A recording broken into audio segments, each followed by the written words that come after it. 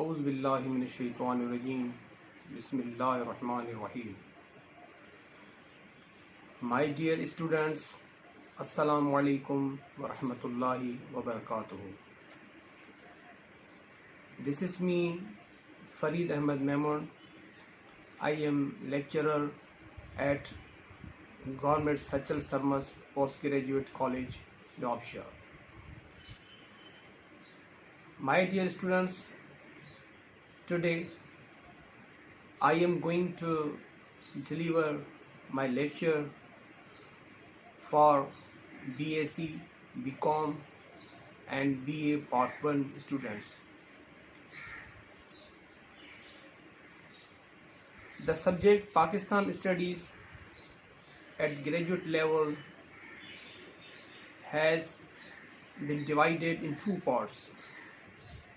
One part is called Perspective of Pakistan, which start normally from 1857 War of Independence till 1947 establishment of Pakistan, and the second part start from 1947 till up to date. So today I have chosen a topic which belongs to the perspective of Pakistan. The today topic is War of Independence 1857. I am telling you that this war is also called with several names. Especially the Muslims belongs to the South Asia, they call it independence, War of Independence. But the Britons, but the English people, they call it Sepoy Mutiny. They call it a rebellion. But in our region, this is known with various names: uprising, the rebellion, the first war of independence, so and so.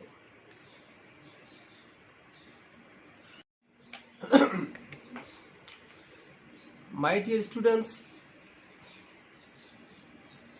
before we start topic War of Independence, the causes, the affairs and the causes of failure, I want to tell you a background behind this scene.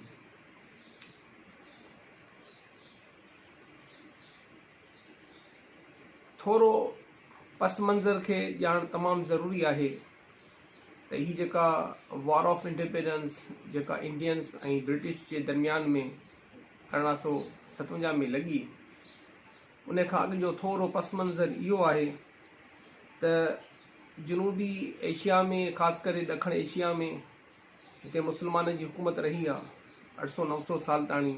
तक़रीबन 712 खां वेंदे 1857 ताणी मुस्लमाननि जी हुकूमत रही आहे। अंदाज़न 1600 ईस्वी में अंग्रेज़ जेका क़ौम हुई बरतानिया मां, उहा तिजारत जे हिसाब सां, वापार जे हिसाब सां हिन साउथ एशिया में आई ऐं हिन हिते हिकु ईस्ट इंडिया कंपनीअ जो बुनियादु विधो। दरअसल ही जेका ईस्ट इंडिया कंपनी हुई उहा चांहि टी विकिरो कंदी हुई।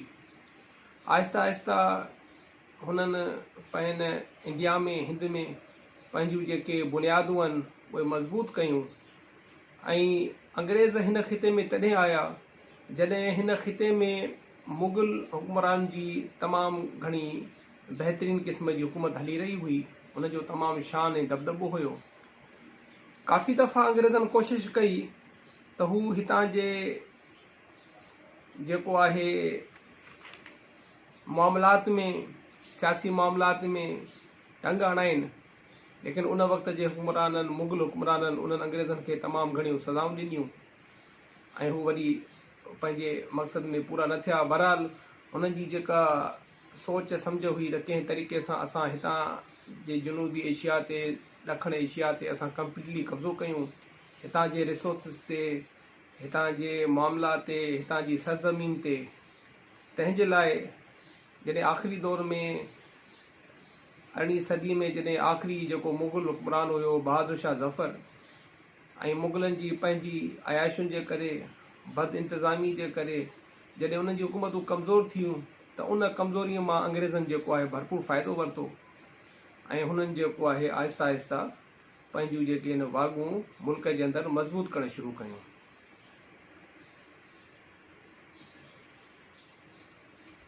ऐं स्लोली उन्हनि जेको आहे हिंद जे मुख़्तलिफ़ सूबनि ते जेको आहे कब्ज़ा करणु शुरू कया। सभ खां पहिरीं त हुननि जेको आहे 1843 में सिंध ते नाजाइज़ कब्ज़ो कयो।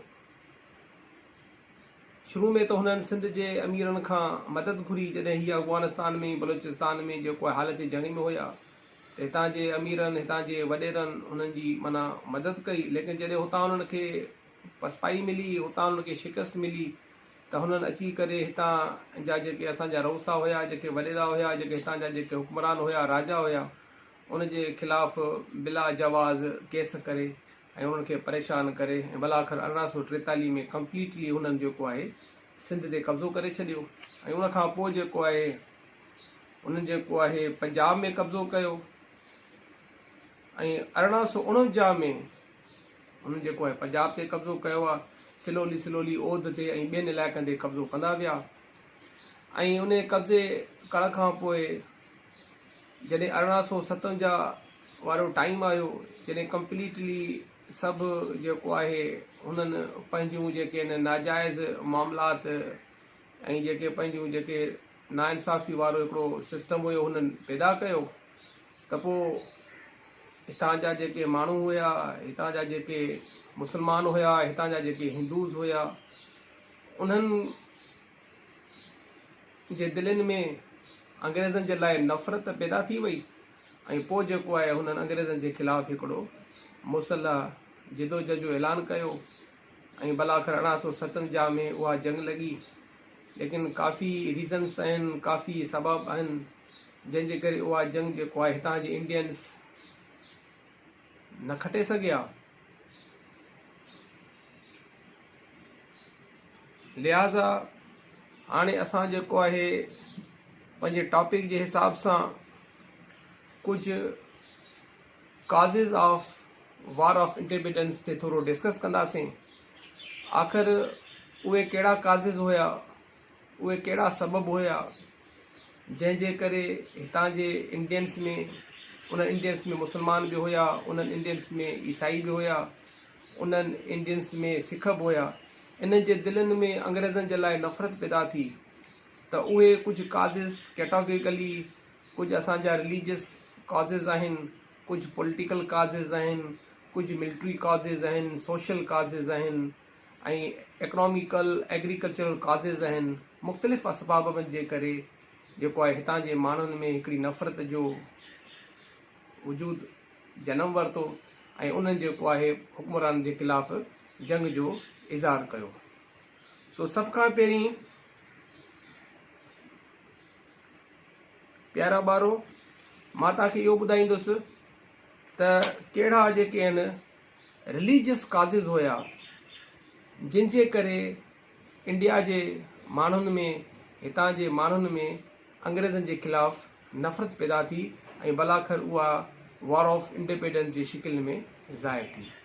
उन रिलीजियस काज़िज़ में सभ खां पहिरियों जेको काज़ अची थो वञे उहो अची थो वञे प्रीचिंग ऑफ क्रिश्चियनिटी।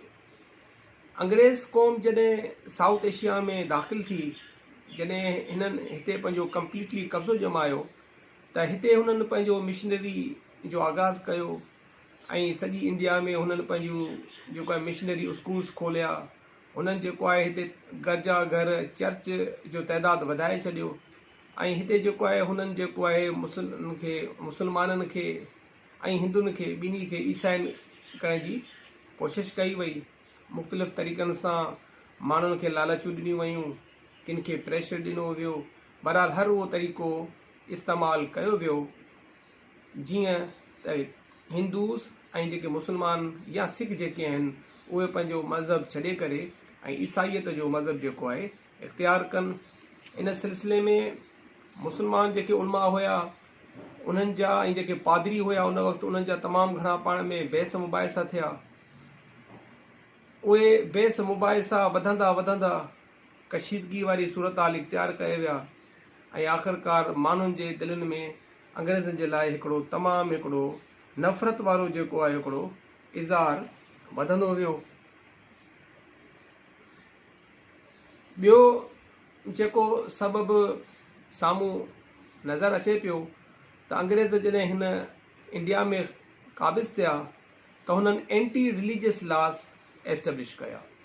खोड़ सारा अहिड़ा लॉज हुया जेके हिंदुनि जे मज़हब हिंदू मत जे मज़हब जे ख़िलाफ़ु हुया।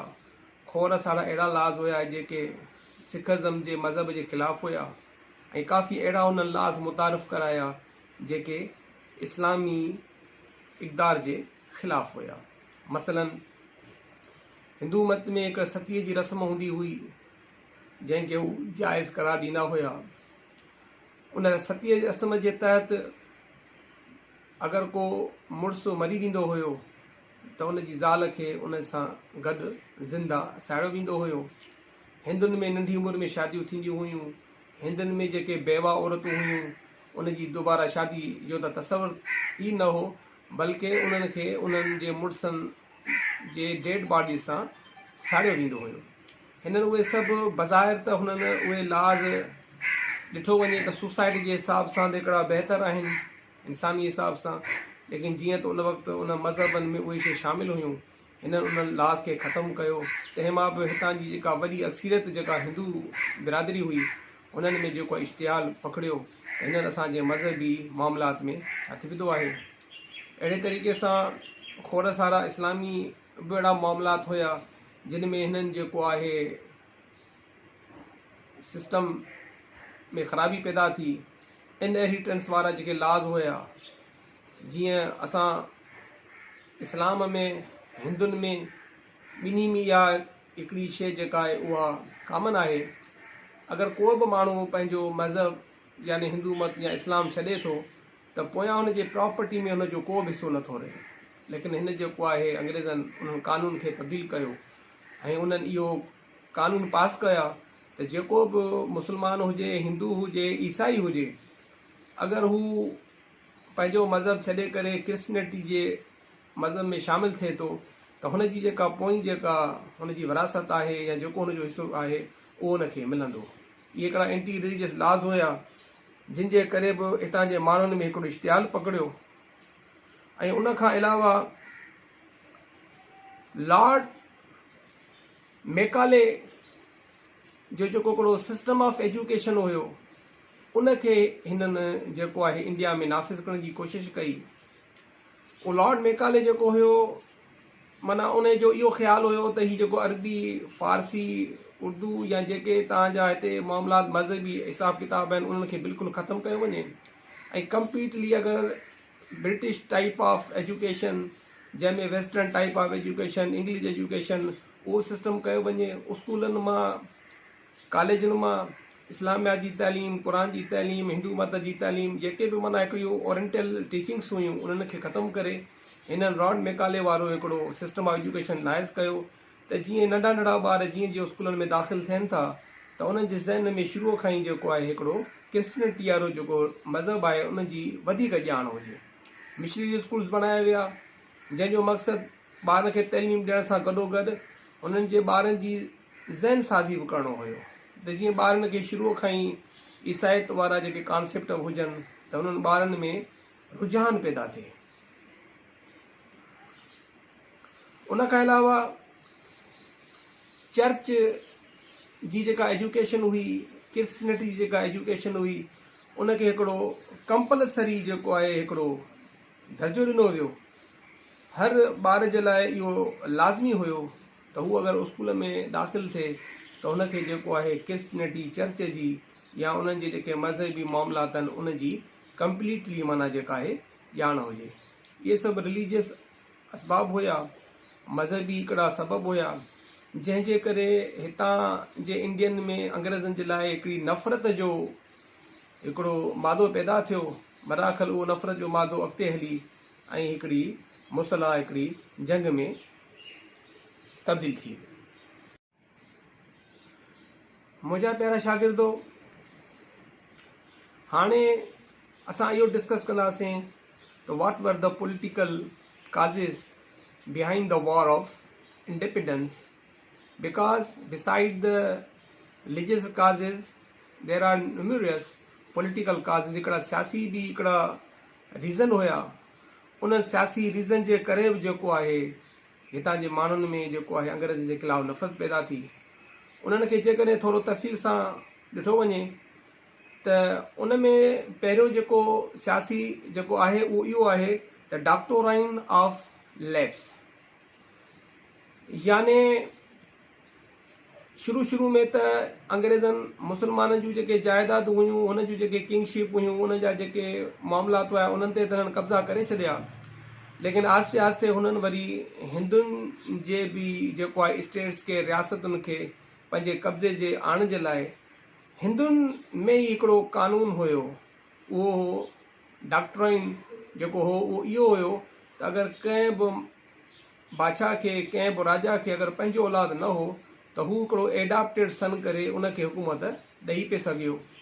त हिननि उन्हनि हिंदुनि जे रियासतुनि खे कब्ज़े करण जे लाइ हिननि जेको आहे उहो जेको डॉक्ट्राइन हुयो उनखे उन्हनि लैप्स करे छॾियो। जेको माना सम्झ त उहो कानून जेको हुयो उनखे उन्हनि कंप्लीटली ख़तमु करे छॾियो ऐं उन जे ज़रिए खोड़ सारियूं अहिड़ियूं रियासतूं हुयूं जिन जे रियासतुनि जे मालिकनि खे पंहिंजो रियल में औलाद कोन हुयो, हुननि पंहिंजो औलाद एडॉप्ट कयो हुयो ऐं अहिड़े तरीक़े सां उन्हनि खां उहे मिल्कियतूं खसी वयूं। जंहिंमें झांसी हुई, झांसी माई, उनखे बि उहा बि उनजो बेवा हुई पंहिंजे मुड़ुस जी, उनखे औलाद कोन हुयो। उनखां बि खोड़ सारा ननका साहिब वारा इलाइक़ा हुया। बहरहाल इहो रीज़न हुयो। उनखां पोइ ॿियो जेको रीज़न आहे उहो आहे कन्फिस्केशन ऑफ स्टेट्स, यानी जेके रूलर्स हुया उन रूलर्स उन्हनि जिन खे जाइदादूं हुयूं, स्टेट्स हुयूं, उन्हनि ते लाज़िम कयो वियो त उहे पंहिंजी माना प्रूफ ॾेखारनि या उन्हनि अगरि कंहिं बि लिहाज़ खां थोरी बि गद्दारी वारे अमल में या अंग्रेज़नि सां जेका वॉर ऑफ इंडिपेंडेंस लॻी या जेका अंग्रेज़नि जेका हिकिड़ी पंहिंजी स्कीम ठाही उन्हनि जे ख़िलाफ़ हुया त उन्हनि जे रूलर्स खां उहे ज़ोरियूं वरितियूं। जेके बि अंग्रेज़नि जी माना जेका आहे ग़ुलामी न कंदा हुया, चमचागिरी न कंदा हुया, उन्हनि खां उहे स्टेट्स वापसि वरिती वयूं ऐं जेके हुननि जा वरी चमचा हूंदा हुआ या जेके चमचागिरी कंदा हुया त उहे स्टेट्स उन्हनि खे उहे अंग्रेज़ ॾींदा हुया। त इहे बि हिकिड़ा सबबु हुया त उतां जा जेके लोकल रूलर्स हुया उन्हनि खे जेको आहे तमामु घणो दिलि में हिकिड़ो ॾुख पैदा थींदो हुयो। एक्ट ऑफ इनहेरिटेंस वारो बि जेको आहे हिननि एक्ट पास कयो ऐं बहरहाल सियासी लिहाज़ खां हिननि जो जेको माण्हुनि सां जेको बिहेवियर हुयो उहो इंतिहाई हिकिड़ो इंसल्टिंग बिहेवियर हुयो। सर अहमद ख़ान बि हिकिड़ो दफ़ो कंहिं हंधि फरमायो त अंग्रेज़नि जे मुसलमाननि में जेका अंग्रेज़नि जे लाइ नफ़रत पैदा थी उन जा बि कुझु कारण हुया। उनमें हिकिड़ो ॿ कारण त सर अहमद ख़ान पाण उहे बयानु कया। हिकिड़ो इहो त हू हितां जे लोकल इंडियंस खे स्पेशली मुसलमाननि खे पॉलिटिकल जेका अवेयरनेस हूंदी आहे, पॉलिटिकल डिसीशन में शामिलु कोन कंदा हुया।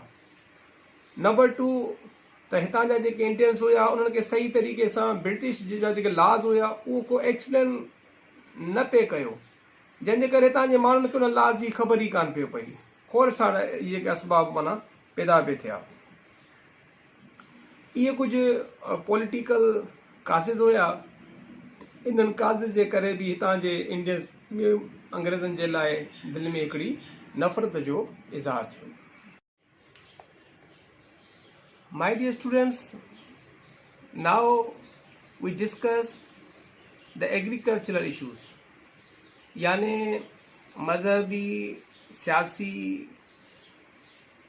काज़े सां गॾोगॾु उन वक़्तु एग्रीकल्चरल काज़िस भी हुआ, इकोनॉमिकल काज़िस भी हुआ जेके हिन जंग जो सबबु बणिया। उन्हनि एग्रीकल्चर काज़िस में जेके मेन काज़ इहे आहिनि त अंग्रेज़नि जेका हिकिड़ी एग्रीकल्चर जेका पॉलिसी में मुतारफ़ कराई, उन पॉलिसीअ तहत जेको आहे लोकल जेके हारी हुया उन जे मथां तमामु घणा टैक्सिस रखिया विया ऐं तमामु घणी लगान रखी वई ऐं एतिरा त मामला कया विया त उन्हनि जो एग्रीकल्चर जेको सॼो सेटअप हुयो उहो कंप्लीटली जेको आहे उहो तबाही जे किनारे ते पहुची वियो ऐं जेका लोकल इंडस्ट्री हुई इंडिया जी उनखे कंप्लीटली ख़तमु कयो वियो। जीअं त तव्हांखे ख़बर आहे त जनूबी एशिया जा माण्हू जी जेका ओवरऑल जेका तिजारत वारो जेको मामिलो हुयो तमामु बहितरु हुयो। बहितरीन क़िस्म जूं शयूं, बहितरीन क़िस्म जो कपिड़ो, बहितरीन क़िस्म जी माना जेका आहे अनाज हितां खां ॿियनि मुल्कनि में वेंदो हुयो। लिहाज़ा हिननि लोकल इंडस्ट्री खे बिल्कुलु कंप्लीट करे छॾियो, तमामु हैवी टैक्सिस रखी छॾिया। उन्हनि हैवी टैक्सिस जे करे जेके लोकल इंडस्ट्रियूं आहिनि उहे ख़तमु थी वियूं। अंग्रेज़ छा कंदा हुया त रॉ मटीरियल हितां वठी हू यूनाइटेड किंगडम में हला वेंदा, उते उहो पंहिंजे कारखाननि में वरी उन्हनि खे रीफिनिश करे वरी उन्हनि खे तयारु करे वरी जेके आहिनि महांगे दामनि में जेको आहे उहे पंहिंजे में हिंद में खपाईंदा हुया। लिहाज़ा हितां जी जेका लोकल जेका इकोनॉमी हुई, मईश जेका हुई उहा बिल्कुलु तबाही जे किनारे ते पहुची वई ऐं कंप्लीटली माना हू ॿिन्ही तरफ़ सां फ़ाइदो वठंदा। हितां जो रॉ मटीरियल बि माना हू वठंदा हुया सस्तनि पैसनि में, वरी उनखे जेको आहे रीफर्निश करे वरी उनखे मार्केट में इन ई साॻी इंडिया जी मार्केट में सेल करे हू डबल ऐं ट्रिपल जेको आहे फ़ाइदो वठंदा हुया। हितां जा जेके लोकल माण्हू हुया उहे माना पॉवर्टी जो शिकार थी विया, गुरबत जो शिकार थी विया ऐं सॼे इंडिया में हिकिड़ी अनएम्प्लॉयमेंट बेरोज़गारी वधंदी वई। लाज़मी ॻाल्हि आहे अगरि मार्केट में शयूं नथियूं खपजनि त उन जे हिसाब सां मार्केट में बेरोज़गारी वधी थी वञे। उन सां गॾोगॾु कुझु जेके हारी हुया, कुझु किसान हुया, उहे इंसाफ़ जे लाइ जॾहिं कोर्टनि में हुननि विया त उते कोर्ट में वरी अंग्रेज़नि जेको आहे कोर्ट फी जा बि जेके आहिनि उहे हिकिड़ा मामला रखी छॾिया। अगरि को माण्हू कोर्ट में इंसाफ़ लाइ जस्टिस लाइ वियो पिए त उन ते लाज़िम हुयो त उहो पंहिंजे एप्लीकेशन सां गॾु जेको आहे का न का टिकली या कोर्ट जी फी रखे। लेकिन अॼु बि तव्हां ॾिसंदो त अॼु बि समय साल गुज़रण जे बावजूद बि उहे जेके पुराणा जेके कोर्ट स्टैम्प जेके ड्यूटियूं हुयूं, फीस हुयूं, अॼु बि तव्हांखे कोर्ट्स में नज़र ईंदियूं। तव्हां जॾहिं कोर्ट में वेंदो का डिग्री वठंदव त उन डिग्री ते तव्हांखे लाज़मी माना गवर्नमेंट जी फी जेका हूंदी आहे 20 रुपए जी या 40 रुपए टिकली लॻंदी। वेन तव्हां पंहिंजा डोमिसाइल ठाराईंदा आहियो, तव्हां पंहिंजा PRC ठाराईंदा आहियो त तव्हां ॾिठो आहे त तव्हां खां 100 रुपए जो 200 रुपए जो या 40 रुपए जूं टिकलियूं हणाईंदा आहिनि। कुझु उहे कारा कानून जेके 100 सालनि खां अंग्रेज़नि असांखे ॾिना, लेकिन असांजी इहो बदकिस्मती इहा आहे त आज़ादी मिलण खां पोइ बि असां इन्हनि पासे ध्यानु घटि ॾिनोसीं त अञा ताईं उहे कानून कंहिं न कंहिं शिकिल में असां वटि अॼु ताईं बि मौजूदु आहिनि। प्यारा शागिर्दो, हाणे असीं कुझु मिलिट्री काज़िस ते डिस्कस कंदासीं त उहे हिकिड़ा फ़ौजी कहिड़ा असबाब हुया जंहिंजे करे उन्हनि जी जेके फ़ौजूं हुयूं, जेके उन्हनि जा सिपाही हुया, जंहिंमें तक़रीबन 2-2.5 लख उन्हनि जा हितां जा हिंदू, मुस्लमान, सिख इहे सिपाही हुया। कुझु 40-45 हज़ार उन्हनि जी पंहिंजी फ़ौज हुई। उहे जेके मिलिट्री काज़िस हुया, मिलिट्री जेका हुनजी म्यूटनी थी, जेका हुनजी बग़ावत थी, उन जा कहिड़ा जेके काज़िस आहिनि, उन में पहिरियों जेको काज़िस इहो आहे त सभ खां पहिरीं त हुननि डिसबैंड ऑफ स्टेट आर्मीज़, माना नंढियूं नंढियूं जेके रियासतूं हुयूं उन्हनि जूं जेके नंढियूं नंढियूं पंहिंजूं हिकिड़ियूं गार्ड्स, हिकिड़ियूं पंहिंजूं हिकिड़ियूं फ़ौजूं हुयूं, उन्हनि कंप्लीटली उन्हनि फ़ौजुनि जे मथां पाबंदी हणी छॾी। नंबर 2, उन्हनि उन वक़्तु हिकिड़ी इनफील्ड हिकिड़ी नई हिकिड़ी राइफल मुतारफ़ कराई पंहिंजी फ़ौज में ई। उहा जेका इनफील्ड राइफल हुई उन में हू कारतूस विझंदा हुया, पर उन कारतूस खे अंदरि लोड करण खां अॻु में उहो ज़बान सां, चक सां उनजी जेका सील आहे उनखे आउट कयो वेंदो हो। त कुझु अफ़वाहूं उन वक़्तु इहे गर्दिश में हुयूं त इहा जेको कारतूस जे मथां जेका चर्बी लॻल आहे इहा पिग फैट जी आहे, सूअर जी चर्बी आहे, ऐं जेको आहे कऊ जी फैट आहे। यानी जेके मुस्लमान जेके सिपाही हुया उन्हनि में इहा ॻाल्हि जेका आहे उहा आम थी वई त इन में जेका आहे उहा सूअर जी चर्बी आहे। लिहाज़ा जीअं त सूअर जो गोश्त या उनखे टच बि करणु या उनखे टेस्ट करणु असां मुस्लमाननि जे लाइ हराम आहे, त उहो मुस्लमान सिपाहियुनि जेको आहे कंप्लीटली उन कारतूस खे इस्तेमालु करण खां इनकार कयो। साॻिए तरीक़े सां जेके हिंदू हुया, सिख हुया, उन्हनि जे लाइ वरी कऊअ जो जेको गोश्त आहे या उनजी चर्बी जेका आहे उनखे टच करणु या उनखे टेस्ट करणु हराम आहे, त हुननि खे इहो ॿुधायो वियो त इहो जेको कारतूस आहे इन में जेका मथां सील आहे इहा कऊ जी फैट मां वरितल आहे। त हूअं ई उहे जेके फ़ौजी हुया अॻु में ई हुननि जे दिलनि में काफ़ी ॿिया बि मामलात हुया, उहे पाण जेको हुकूमत जे माना हिकिड़े नाख़ुशि हुया ऐं ॿाहिरां जेके हुनजा मिट माइट हुया उन में बदमनी हुई, उहे पाण उन्हनि फ़ौजियुनि खे चवंदा हुया त तव्हां जेको आहे बग़ावत कयो। बहितर ही जेको हिकिड़ो माना ग्रीस्ड ऑयल वारो जेको हीउ जेको हुननि जा कैटरेज जेका हिननि इस्तेमालु कई कारतूस वारी, इन माना ईअं सम्झो त हिकिड़ो जीअं हिकिड़ो ढेर खे का बाहि लॻी तीली लॻंदी आहे, उन तीली वारो जेको आहे किरदारु अदा कयो। इन सां जेको आहे उतां जे माण्हुनि में नफ़रत पैदा थी।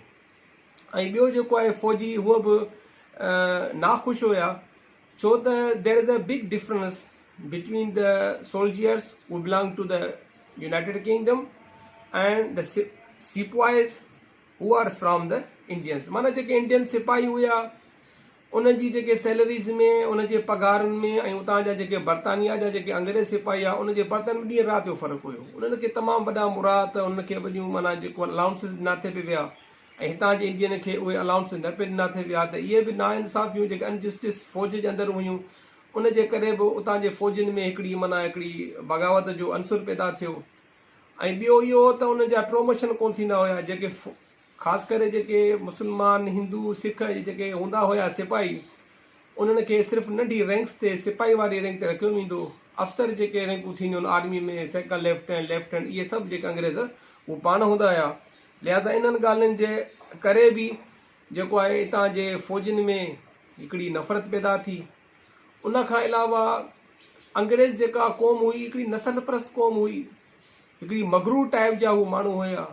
हू सिर्फ़ु पंहिंजो पाण खे, पंहिंजी क़ौम खे बहितर ऐं सुपीरियर सम्झंदा हुया, ऐं हितां जे इंडियन जे सिपाहियुनि खे त हू का बि लिफ्ट न कराईंदा हुया। हिकिड़ो हुननि जो इंसल्टिंग बिहेवियर हुयो। उन इंसल्टिंग बिहेवियर जे करे बि जेका हुननि जी जेका फ़ौज हुई, जेका हुनजी आर्मी हुई, जेका हुनजी मिलिशिया हुई, उन जे अंदरि जेके उहे माण्हू जेके माना मुस्लमान हुया, हिंदू हुया, सिख हुया, त उन्हनि बि जेको आहे बग़ावत जा ऐलान कया। जीअं सभु कारतूस वारो जेको वाक़ियो थियो त मंगल पांडे जेको हुयो मीरठ में, उहो हिकिड़ो हिंदू सिपाही हुयो। उनखे मेजर ऑर्डर ॾिनो आहे तूं कारतूस इस्तेमालु कर। हुन इनकार कयो, बाबा मां हिनखे न कंदुमि, हिन में कऊ फेट आहे। त तंहिं ते जेको आहे हुन सां बदकलामी कई। नतीजे में हुन मंगल पांडे पहिरियों हुन मेजर खे गोली हणी मारे छॾियो। जॾहिं इहा ॻाल्हि वरी फ़ौजियुनि में थी वई, उनखां हुनखे अरेस्ट कयो वियो। वरी कुझु मुजाहिदीन उन्हनि खे आज़ादु करायो। बहरहाल इहा ईअं जंगल में बाहि जी तरह इहा ॻाल्हि पूरी इंडिया में पखिड़िजंदी वई, ऐं आहिस्ते आहिस्ते हिकिड़ी गोरिला वार वारो जेको सिस्टम हुयो इहो पूरी इंडिया में वधंदो वियो।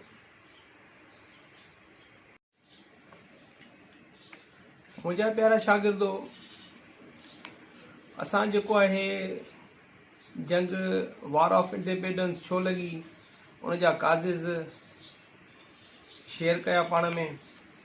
हाणे असां कुझु इहे पॉइंट पाण में डिस्कस कंदासीं त आख़िर एॾी वॾी जंग लॻण जे बावजूद बि हितां जे इंडियन इहा जंग छो जेको आहे उहा हाराई, उन जा बि कुझु काज़िज़ हुया।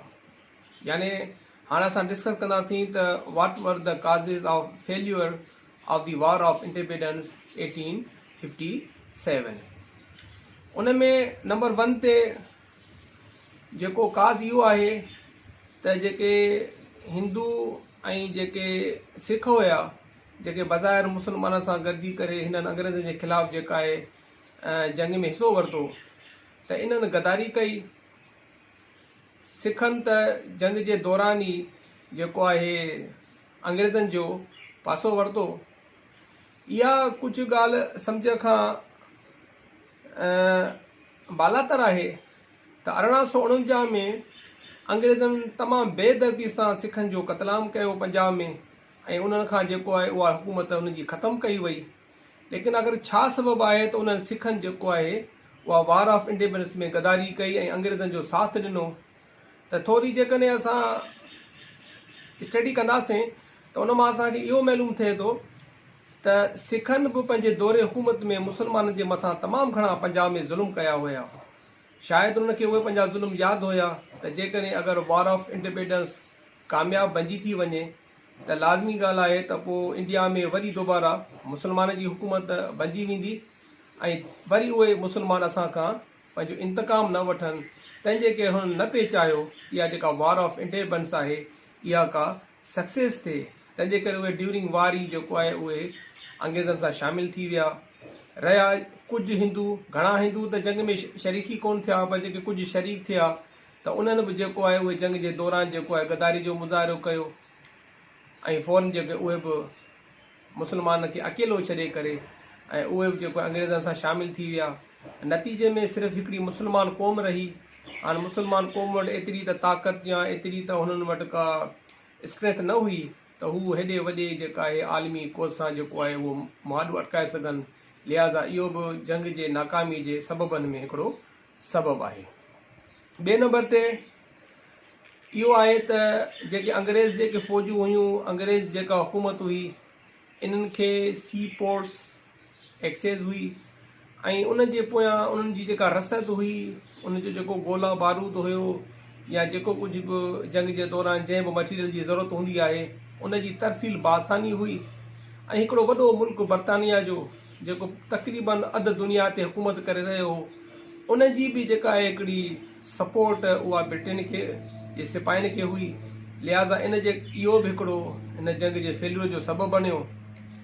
ऐं ॿी ॻाल्हि आहे त हिन जंग में जेके इंडियंस हुया उन में मुस्लमान, हिंदू, सिख इहे सभु शामिल हुया।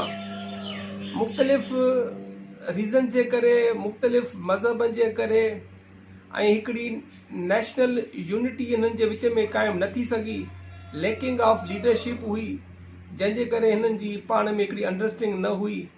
जेको जिते आहे उन बुनियाद ते विढ़ियो पिए, हिक ॿिए जो कंहिंसां को बि जेको आहे उहो राब्तो जेको आहे उहो न पिए थी सघियो।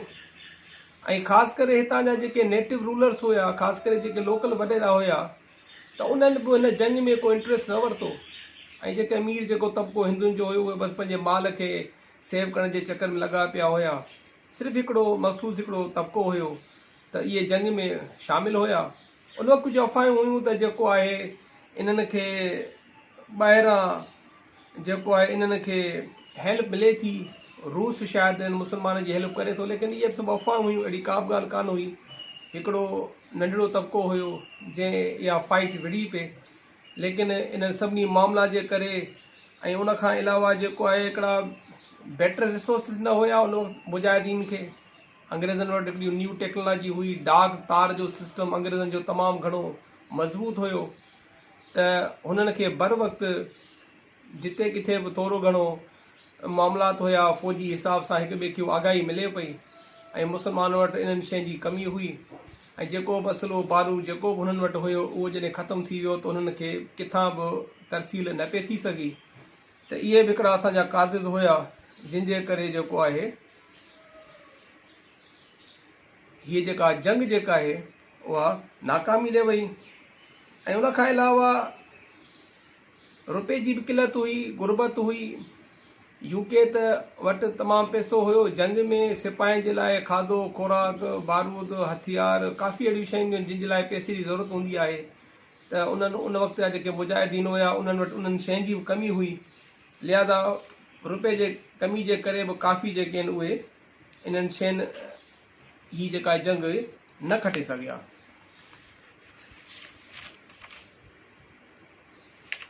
मीन्स ओवरऑल जेकॾहिं ॾिठो वञे त lacking of unity, lacking of leadership, lacking of money, lacking of new technology, lacking of discipline, lacking of confidence, and lacking of understanding. These are all things which were hurdles during the war. ऐं इन्हनि hurdles जे करे, इन्हनि तकलीफ़ुनि जे करे हितां जा जेके Indians हुया, हितां जा जेके मुस्लमान हुया, उन्हनि इहा जंग जेका आहे उहा न खटे सघिया।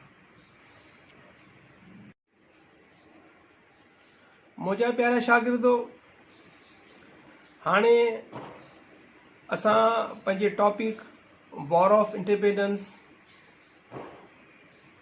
1857 जी असां एंड में पिया वञूं। हाणे असां पंहिंजो हिन सॼे टॉपिक जे कंक्लूजन जे तरफ़ वञूं पिया त आख़िर हिन सॼे हिन असांजे जो कंक्लूजन छा निकितो, असांजी जेका रिज़ल्ट जेका छा निकिती। त जंग खां पोइ सभ खां पहिरीं रिज़ल्ट इहा निकिती त हिन सॼी जंग अंग्रेज़ जॾहिं हिन खिते में कंप्लीटली क़ाबिज़ थी विया ऐं ईस्ट इंडिया कंपनी जेका हुई उनखे ख़तमु कयो वियो ऐं डायरेक्टली जेका बर्तानिया जी जेका राणी हुई उन जेको आहे हिन खिते खे पंहिंजी ममलिकत में शामिल करे छॾियो। ऐं हाणे 1858 जो जेको एक्ट हुयो उन जे तहत सभु फ़ैसिला जेके हींअर बर्तानिया जी हुकूमत खे करणा हुया ऐं हुननि हिकिड़ो सेक्रेटरी ऑफ स्टेट जो हिकिड़ो नओं हिकिड़ो उहिदो इंडिया में मुतारफ़ करायो, जंहिंजे ज़रिए जेको आहे हू पंहिंजा वाइसरायज़ हुननि जो मोकिलण जो सिलसिलो शुरू कयो।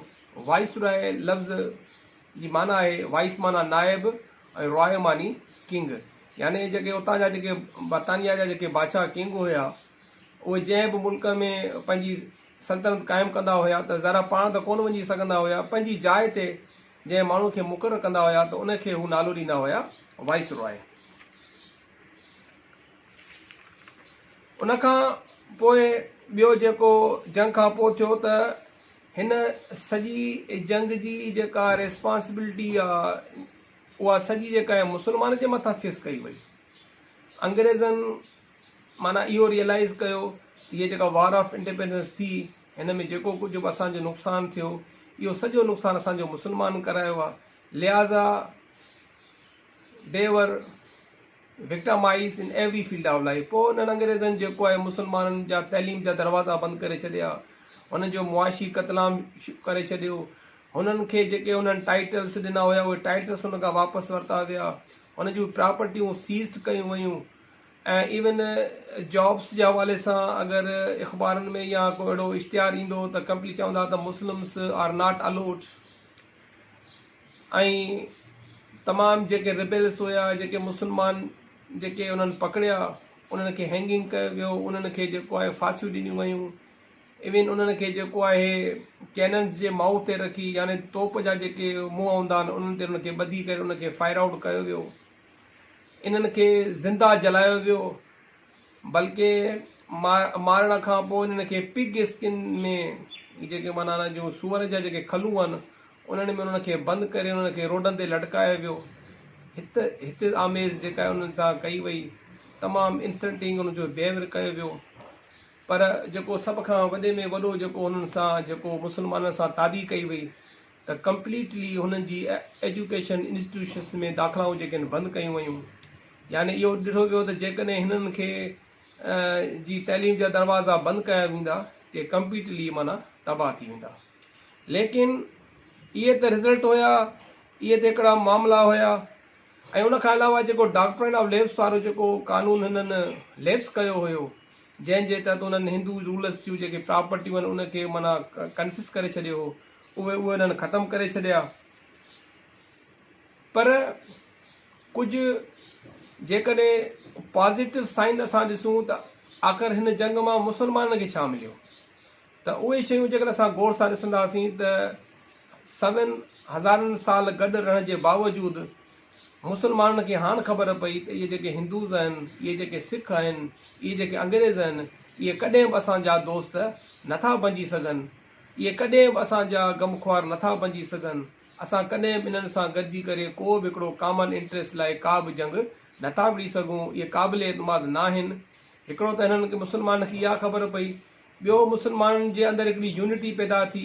मुस्लमाननि में इहा ॻाल्हि पैदा थी त जेकॾहिं असां पाण में यूनिटी न कंदासीं, जेकॾहिं असां पंहिंजो तइलीमी इस्लाह न कंदासीं, असां पाण में जेको आहे हिकिड़ो पॉलिटिकल हिकिड़ो सिस्टम न ठाहींदासीं त लिहाज़ा केरु बि असांजी हेल्प न कंदो। त लिहाज़ा हुननि हिकिड़ो हाणे जॾहिं हुननि जे मथां तकलीफ़ूं आयूं, जॾहिं हुननि जे मथां परेशानियूं आयूं, त पोइ जेको आहे हिननि जे अंदर में जेको हिकिड़ो ख़्यालु जनम वरितो जंहिंखे असां आइडियोलॉजी चवंदा आहियूं, जेको मां पंहिंजे पहिरें लेक्चर में बि माना हिनखे आइडियोलॉजी खे डिफाइन करे चुको आहियां। त उहो जेको नज़रियो पैदा थियो, उन नज़रिये जे तहत ई पोइ जेको आहे मुस्लमाननि पंहिंजी तंज़ीम साज़ी कई ऐं हिकिड़ो पॉलिटिकल कैरियर जो स्टार्ट कयो ऐं रफ़्ता रफ़्ता उहो स्लोली पंहिंजूं मंज़िलूं तइ कंदो। अगरि 80-90 साल खां पोइ यानी तक़रीबन 1857 खां वेंदे 1947 ताणी 80-89 साल वारो अरसो आहे। उनखां पोइ जेको आहे हुनजी जिदोजहद जेको आहे रंग लाथो ऐं जेको आहे क़ाइद आज़म मोहम्मद अली जिन्ना जे सरबराहीअ में उनजे कोशिशुनि सां ऐं ॿिया जेके असांजा जेके मुस्लिम लीडर्स हुया उनजे कोशिशुनि सां असांखे हीउ जेको प्यारो मुल्क पाकिस्तान जेको आहे उहो अलाह ताला अता कयो। मूंखे उमेदु आहे त अॼु जो जेको लेक्चर जेको मूं तव्हां प्यारनि शागिर्दनि खे ॿुधायो आहे इहो तव्हां पाण बि ॿुधो ऐं इन लेक्चर खे वधि खां वधि जेको आहे पंहिंजे दोस्तनि खे शेयर बि कयो त जीअं कुझु दोस्त अहिड़ा जिन खे ख़बर न आहे त उहे बि हिन लेक्चर मां फ़ाइदो हासिलु करे सघनि। छाकाणि त हीउ जेको हिन वक़्तु सिस्टम हले पियो कोरोना वायरस जे करे सभु जेके ॿार सभु उस्ताद घरनि ताणी महदूद आहिनि। इवन को माण्हू कंहिंसां मिली नथो सघे, केरु कंहिंसां हथु नथो मिलाए सघे, का ख़बर न आहे त असांजा कॉलेज असांजा स्कूल कॾहिं खुलंदा। बज़ाहिर त 30 मई जो ऐलान थियल आहे, लेकिन अलाह सी रहम करे जहिड़ी सूरत हाल वर्ल्ड वाइड नज़र अचे पई त तमामु घणो नुक़सान पियो थिए, तमामु घणा अमवात थियनि पिया। लिहाज़ा पंहिंजे घरनि में रहो ऐं कोशिशि कयो त मेल जोल खां परे रहो ऐं पाण में हिकिड़ो फ़ासिलो जेको रखो, पंहिंजो मास्क पायो ऐं पंहिंजा हथ वग़ैरह जेके आहिनि उहे बार बार जेको आहे साबुण सां या जेको बि तव्हां वटि जेको बि लोशन हुजे उन सां पंहिंजा हथ साफ़ कंदा रहो। कोशिशि कयो त घटि खां घटि जेको आहे गैर ज़रूरी त बिल्कुलु घर खां ॿाहिरि न निकिरो। तमामु ज़रूरी को तव्हांखे काॾे निकिरणो आहे त थोरो घणो उन ज़रूरु निकिरो त जीअं तव्हां महफ़ूज़ रहो। तव्हां महफ़ूज़ हूंदव त तव्हांजा घर वारा महफ़ूज़ हूंदा। जे असां महफ़ूज़ हूंदासीं, असांजा घर वारा महफ़ूज़ हूंदासीं त हीउ पाकिस्तान महफ़ूज़ हूंदो। जे पाकिस्तान महफ़ूज़ हूंदो त हीउ पाण सम्झी सघो था त माना सॼी दुनिया में जेको आहे मुस्लमाननि जो इहो वाहिद मुल्क आहे जेको थोरी घणी सपोर्ट करे थो। असांजो एटमिक मुल्क आहे, लिहाज़ा असांखे फ़र्ज़ु आहे त हिन ॾुखे वक़्त में असां जेको आहे गवर्नमेंट जा जेके बि इंस्ट्रक्शन्स आहिनि, जेके बि गवर्नमेंट जूं जेके ॻाल्हियूं आहिनि उन्हनि ते असां माना अमल दरामद कयूं, घर में रहूं। इंशाअल्लाह ताला असां कोशिशि कयूं पिया, असां सभु प्रोफेसर कोशिशि कयूं पिया त असां पंहिंजा लेक्चर्स ऑनलाइन करे फेसबुक ते या जेको कॉलेज एजुकेशन डिपार्टमेंट जो जेको यूट्यूब चैनल आहे उन ते बि असां ईमेल करे मोकिलियूं पिया। उहो बि आहिस्ते आहिस्ते यूट्यूब ते अपलोड कंदा पिया वञनि त तइलीम जे हवाले सां असांजे ॿारनि जो को बि नुक़सानु न थिए ऐं ॿार पंहिंजे घरनि में मोबाइल ते लैपटॉप ते या जेको बि उन्हनि वटि थोरो घणो मीन्स ऑफ कम्युनिकेशन आहे उन जे ज़रिए जेको आहे तइलीम हासिलु करे सघनि। मूंखे उमेदु आहे त तव्हां जेको आहे इन्हनि ॻाल्हियुनि ते अमल कंदो ऐं हिन लेक्चर्स खे अञा वधीक शेयर कंदो त जीअं जेको आहे वधि खां वधि जेके असांजा स्टूडेंट्स उहे फ़ाइदो हासिलु करे सघनि। महिरबानी। Thank U for watching my lecture.